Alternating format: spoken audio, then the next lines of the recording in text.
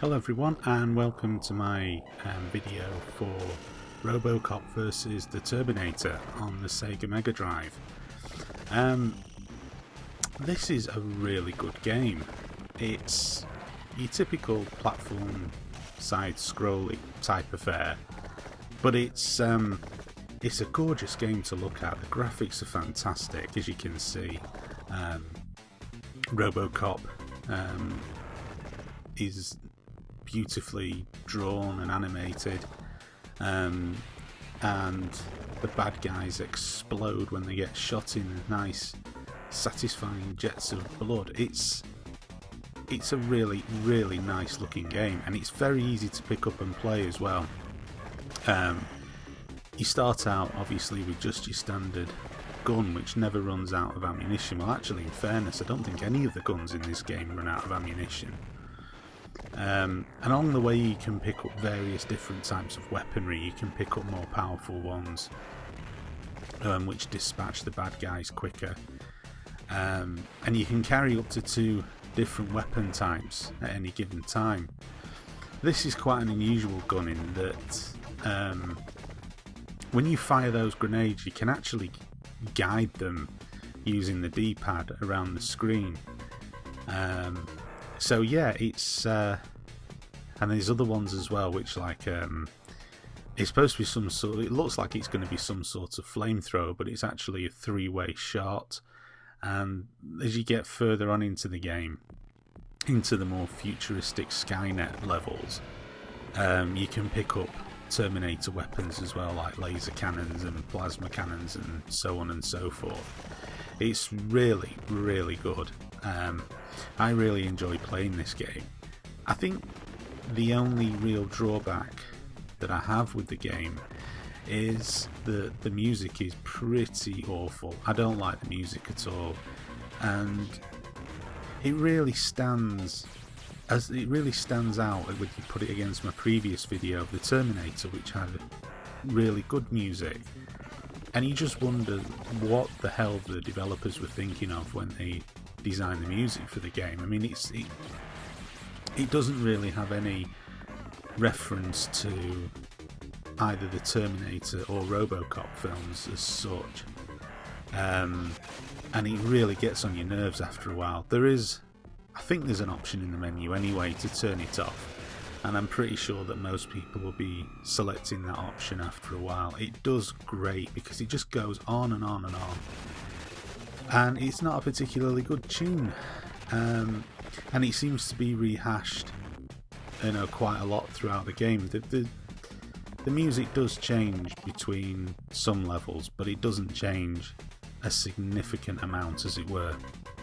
So yeah, that's probably my main gripe, my main complaint about the game, would have to be that the music is pretty naff, pretty bad, and a bit of a disappointment, because a good soundtrack adds an awful lot to the atmosphere of a game. And the music in Robocop and the music in Terminator, the movies, was absolutely fantastic. They were great classic cinematic pieces. So why they couldn't, even if they couldn't get the license to use the soundtrack direct, why they couldn't have created a soundtrack inspired by it, I have no idea. It starts out relatively easy, the game. You shouldn't have any real problems negotiating the early levels, but the one thing that gets quite annoying is when you get to this second level Guardian, which is the Robocop 2 Robocop thing from the movie Robocop 2. What was he called? Was he called Kane? The guy who ends up unwillingly contributing his brain to that machine. I think he was, wasn't he? Well, anyway, the Kane Robocop 2 robot thingy is the bad guy, and suddenly it's like the developers thought, whoa, we need to do something here with the difficulty, and it does ramp up quite substantially. I mean, the first end of level boss isn't really a boss, he's just a big guy you shoot a few times and he falls over. But that boss is probably the first seriously difficult part of the game that you encounter. Everything else up until that point seems quite easy. And in general, you know, if you play the game well, you can probably get to that point without losing any lives. Albeit unless you're on the highest difficulty settings, which obviously for the purposes of this I'm not. You see, like here you come across the Arnie Terminator for the first time, and he's relatively easy to dispatch. As I say, if you've got, like, this is some sort of shotgun weapon, although it looks like he's firing little mini missiles, it kind of also looks a bit like a shotgun, and he's relatively simple and straightforward to dispatch. There's not really, you shouldn't really have too many problems. You just crouch and just keep hammering away. I mean, obviously it becomes more substantially difficult if you haven't got the right weapons, or you haven't, you know, you die and you haven't got any powered up weapons. But I mean, it's a pretty minor niggle because the game is really good. And as I say, as you can see visually, it is a gorgeous game to look at. The controls are very, very responsive, and you know, they're well laid out. And it sounds daft to say that when you're only dealing with a you know, a joypad that only has 3 buttons, but you'll be amazed at just how overcomplicated some game developers love to make their games. And that's very much the case in a game like Batman Returns, I think it is, on the Mega Drive. I used to have that game. I don't have it anymore, and really, wild horses wouldn't make me buy that game again, even if I could get it for £1, which I can't at the moment. But because I absolutely hated that game. That game should have been awesome, and they made a complete hash of it by making the control system just stupidly complicated. And so, yeah, you'd be amazed. It seems daft to say that, you know, oh, the control system is well thought out for something that is, you know, relatively simple and straightforward, but you would be amazed at just how many disasters there were with just silly, illogical control systems. So it would have been quite easy for this to have succumbed to that, but thankfully it doesn't. It stays on the sort of common sense routine of, you know, wherever you point the D-pad when your guy's walking, you press the fire button, that's where he shoots. No silly elaborate things there. Obviously, as I've said, along the way you can pick up extra weapons, and you can also pick up power-ups as well, such as the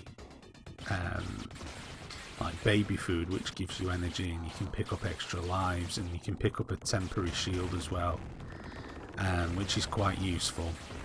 One of the things you do have to look out for is when you pick up a new weapon, it replaces the one that you're not using. Now obviously that makes sense, but it also is a little bit confusing because some games it will replace, not in this game but in some other games, when you pick a weapon up it automatically replaces the weapon that you've got in your hand. Now it takes a little bit of getting used to if you're familiar with that system, and the temptation is, before you pick up a weapon, there's always a temptation the temptation there to switch weapons, and if you do that you'll lose the weapon that you previously had equipped. So you have to make sure that the weapon that you want to change is the one that you're not using. Yeah.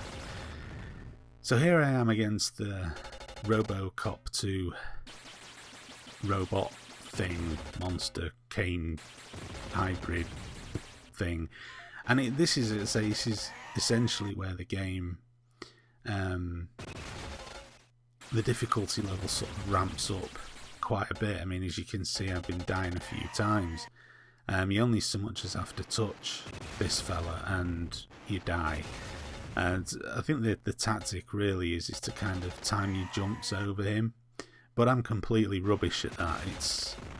I did have this game when I had a Mega Drive originally, but it's so many years since I played on it. I mean, anything that I may have had down to fine art has long since been pushed out of the brain.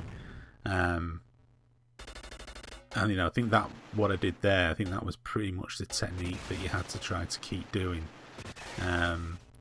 And as I say, this bit just represents a real sudden increase in difficulty. I mean, that's fair enough, I suppose, because the Robocop 2 robot in the film, Robocop 2, was really tough. He was the main bad guy, so if you'd have dispatched him very easily, it would have been a bit cheap, and it would have been a bit naff. Oh, and don't worry as well, you will get to fight Ed 209. He was the best robot bad guy, because he never worked, and it was really funny in the film when they tried to do the demo of Ed 209 and he ends up blowing away that executive and they say it's just a glitch. I love the film Robocop. He's insanely violent. It's insanely 1980s, but it's also an insanely good film. Finally beaten that bloody robot. Get dead. There's only one Robocop. I like the idea, the interesting concept actually of these two cyborgs meeting head on, Robocop versus the Terminator. Who would win? Well, in my book there would only be one winner, and that's the Terminator, because Robocop can't run, and in the movies he can't jump either. The Terminator is essentially far more advanced than Robocop. Robocop has all of these sort of limitations. He's heavy, he's clunky. Yes, he's very strong, but then so's the Terminator. And the Terminator might be heavy, but he's also extremely fast and he's also extremely agile. So I have to give Robocop the thumbs down, I'm afraid. I think if this was a proper film, there wouldn't be really any contest between the two. The Terminator would kick his arse all over the place. Sorry, Robocop fans, I love Robocop, but let's be honest, the Terminator is a far more sophisticated cyborg. I can't believe I'm having that conversation either. I can't believe that I'm actually coming out with that. So that's pretty much it with regards to the game. It's a really good game. It's an awesome game and well worth checking out, and it's very enjoyable to play, and it's nice to indulge in a bit of, cross-franchise fantasy. I mean, you see so very few of them these days, I think primarily because everyone gets wrapped up far too much in licensing issues instead of just getting out there and getting the things done that everybody wants. And just another thing as well, I hope they don't make this rumoured Robocop remake. I don't. I really hope they don't, because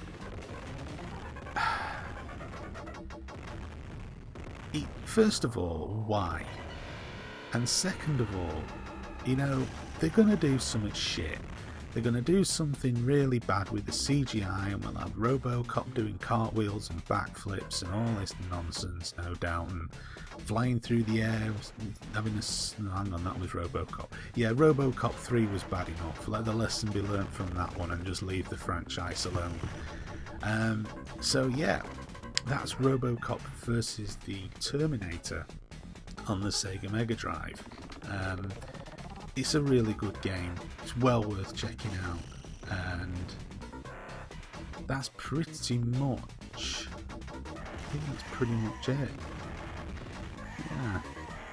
So, thank you for watching this video, and please stay tuned to my channel for more videos coming up in the near future.